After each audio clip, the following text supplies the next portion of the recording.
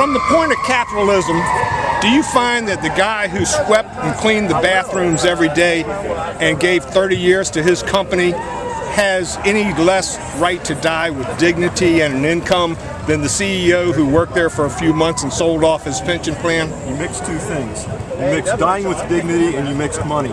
I can die with dignity and have no money in my pocket. Okay. Do you think that the guy that cleans the bathrooms is entitled to any better years in retirement than the CEO who spent a few minutes selling off his pension plan and left with a golden parachute? Here's how I answer your question. We each make contracts for what we do with our labor. I sold Christmas trees. I was a grunt for an electrician in high school. I did all sorts of things that were not pleasant for very little money because I voluntarily associated to do those things. If you pick up a broom and you clean and you've made that agreement, you've got no reason to bitch. All right, so it's your opinion that racism in this country meant absolutely nothing, and the people that were... How did you jump to racism? Wait a minute, because... because you're suggesting that education has nothing to do... I didn't say anything about education. What about if you had a devastating illness and your parents did too and didn't have insurance while you were doing the grunt work? But what you're saying is, let me ask you this. You're saying that you said that you chose your life. So you're saying that everybody in this country had the same choices as you did. No, I didn't. Not everybody has the same choices. Nothing in life is fair. You make what you can out of what you're dealt. Okay, so back to my original question. The guy who chose, according to you, to sweep floors for a major corporation for 30 years and then retired, his retirement is not equal to the CEO because he chose to sweep floors instead of be the CEO? You want to play the economics game, that fellow's contribution to the profit of the corporation was nowhere near the contribution of the CEO. Okay, so only the strong survive. Is it right for the Republicans in both North Carolina and Washington who ran on improving the economic situation in this country and in this state and ran on doing what they could to create jobs? Is it right for them to focus, as they have been, on abortion, gay marriage, and now, as Republican Speaker of the House Tom Tillis has talked about, dividing and conquering people? Should Republicans who control the General Assembly in Raleigh and the House of Representatives in Washington be focusing on jobs and economic development and opportunity rather than on issues that divide and not unite this country? One more thing. The Tea Party, which I get the impression you may or may not be a member of, is the one that is driving the Republican agenda in this country right now. Is it right for them to do that, to focus on social issues and dividing people rather than the economy and jobs? Let me go back to the beginning. You said, I'm paraphrasing, is it right for us to be focused on government creating jobs? And I say absolutely not. No, I didn't see your You said the I did not say that. I did not say that. You're putting words in my mouth. Over the last 4 to 5 months, in fact, I'll go back even farther, since the Republicans took control in Congress and in the General Assembly in this state, they have put more focus, more time, and more energy on abortion, gay marriage, and now here within the last week on dividing and going after maybe drug testing people on public assistance. Is that the direction that Republicans should be going, or should they be focusing on creating a better economic environment, which they have not been? That's what I want to know. That's my question. Since I'm not a Republican, I can't speak for the Republicans if they should or should not be doing that. So why don't you, for full disclosure, let people know that? Let him. Last week you wore a shirt that said you're SEIU. Yeah, and you're Jeff Holbert? Are you Jeff Holbert? No. Okay. So I am a member of SEIU, but I'm also an American and I'm also a taxpayer. And I'm asking the question because the politicians got us into this mess. The political system is what is going to have to, unless you want anarchy and destruction of this country, which I don't. They're the ones right now. I can show you precisely what I want. I want the original Constitution, the first 10 amendments, and not a goddamn thing more.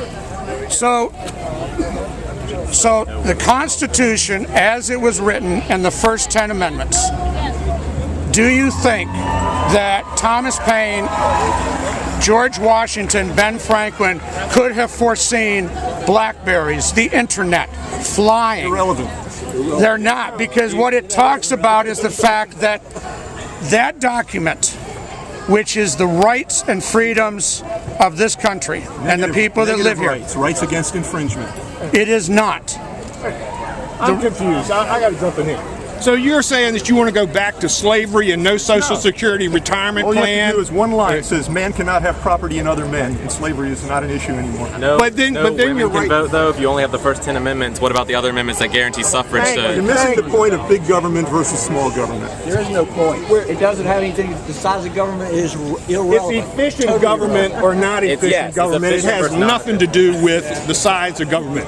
It didn't take George Bush sent us to war with a $73 billion, but you turn right around and Obama put us $158 billion for 2 wars. So I you're mean, saying there's no difference between R&D, and I agree with you. well, I'm saying that the corporations that are sending it are the ones that are getting there. Lockheed Martin and all the guys that are inventing planes and trains and the war machines are the very corporate guys that are collecting the money out of the United States. So we have a few distortions that we have to fix. You don't throw it all away. The corporations make all the money from the wars that we engage in. The corporations are profiting off of us occupying in different countries. Don't buy their stock. Don't give them the capital that they need. Don't go to war. Do you think the Koch brothers are good? I have no opinion on the Koch brothers. I don't know them. You don't know them, but yet they're the major funding source for all the Tea Party movements in this country. The American Legislative Exchange Council, which is basically doing in the Republican-controlled legislatures what we see. What I'm getting allegation, because in the 3 years that I've been on the streets over issues in government, I have never received a dime from anyone, nor have I received an offer of a dime from anyone. So your allegation is too broad brushed there, that the Koch brothers are funding the Tea Party. They fund the leaders of the Tea Party. It's documented information. And when you talk about communism, the Koch brothers, Bang on my sign. do you know where the Koch brothers got their millions from? The Koch brothers. Do you know? Do you know? Do you know? The shit Obama's for. Do you know where Where did the Koch brothers? The Koch brothers. One of them ran against Reagan. How are you going to pretend that Charles Koch some terrible? Where did David and Charles? This is an honest question. Where did David and Charles Koch get their money from? Where did David and Charles Koch get their wealth from? And they got it from their dad. And where did their dad get it? Their dad got it because he was in a union agreement with the Soviet Union back in the 50s, and that's where he got his money. He created and ran the energy industry, the oil industry in then communist Russia. So when he puts communism on there, you need to look where the money comes from. I don't see what that has to do with it. Go back, it does. It certainly does. Everything is connected. There is a thread between every connection. I just don't understand why. I don't understand. It's not conspiracy. Because, go I'll ahead. explain where he went from and where the other guy from my point of view. Only mine. I think you guys agreed on more than you realize. No, but every time that people disagree over an issue, very often on the news or whatever, you will see them deflect from the question, and they will start blaming so-and-so. They will go back farther in history. When you get to be 50 and you've been married for years, you'll find out that your ex-wife or wife can bring up a point from 30 years ago. When they get into a political argument, they will deflect from should, like he wouldn't answer the question. You have choices in life. Why are you here today? How many people do you think are defending this country in the military today had the choice of being the son of George Bush, where his next job wasn't fighting in the war because he avoided it. His next job was to be the 43rd president of the United States. Well, let me ask you. You don't have that choice. Since we're all here and obviously these people want something, what would you propose to fix the situation of not everyone being born into an equal situation? How would you? What's your proposition? Well, my proposition for the country is hopefully I can find everybody's email address here.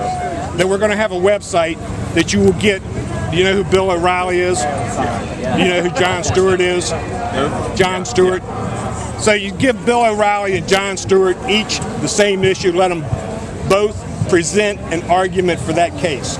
You let everybody in the country vote on that issue. You take every politician that responded to the same way that you had to vote, yes or no, not whatever. And then when you go to the polls, you will know that he stood for an issue for 12 issues. You will know that I stood for 12 issues. When you go to cast your ballot, you will as a get, candidate, are you saying? Huh? As a candidate, they would. As a candidate, they would also have to answer the same question that you had. Like, are you for or against gay marriage? Okay? I don't care. You don't need to answer. But wherever you stand, okay, that's it. All right? Now, that could be a North Carolina issue because, back to his point, they put that on the ballot this time to draw Republicans out in a hope that you will vote against gay marriage in the Southern Bible Belt, and at the same time you're casting that vote, you will vote against Obama. That's why it's on the ballot next year in North Carolina. So they are connected as to when and what they asked you and why. So if you put a web page up across the country